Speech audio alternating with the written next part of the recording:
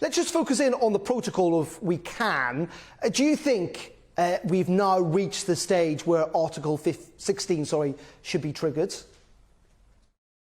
Well, the conditions are certainly present to invoke Article 16, but I think Lord Frost and the Prime Minister are probably correct to persist with trying to get an agreement in the absence of tabling Article 16. It may become necessary, but I think they're right to persist with the discussions with the EU in the hope that they can find a means to fix the protocol without having to resort to Article 16.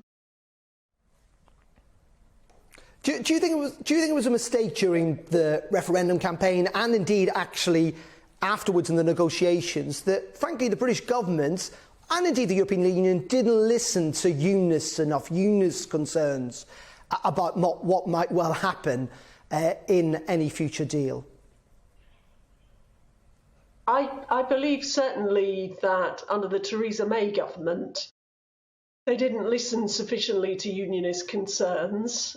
I think under Boris, I think he recognised from the start that the Northern Ireland Protocol was a very difficult compromise. Yeah, I feel pretty confident it wasn't something that he actually wanted to sign up to, but that was the best deal he could get, given that he started at a disadvantage because of the agreement signed by his predecessor. But certainly, I think that we must remedy the defects with the protocol to respond to the concerns of many in Northern Ireland, but especially the Unionist community. OK, and just finally, Ms Villiers, I spoke to the Shadow Northern Ireland Secretary Louise Haigh yesterday, and she said that she thought that British politicians and the British government should stay out of any future referendum on Northern Ireland's future. She said that essentially under the Good Friday Agreement, they should not say that they support the Union in that regard. How do you feel? Do you think that any future British government should campaign to remain inside the Union?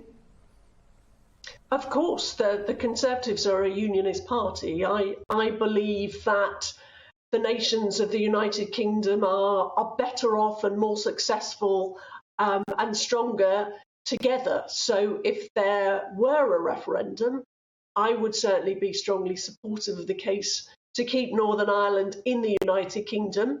And I would expect any Conservative government to do that as well. But of course, we do recognise that it's the people of Northern Ireland who will make that choice. So whilst we can campaign and express support, it will be Northern Ireland voices which really determine the outcome of such a campaign. But I don't see that there's justification for such a referendum for the foreseeable future. I think there continues to be strong support for the Good Friday Belfast Agreement and the place in the United Kingdom for Northern Ireland that it involves.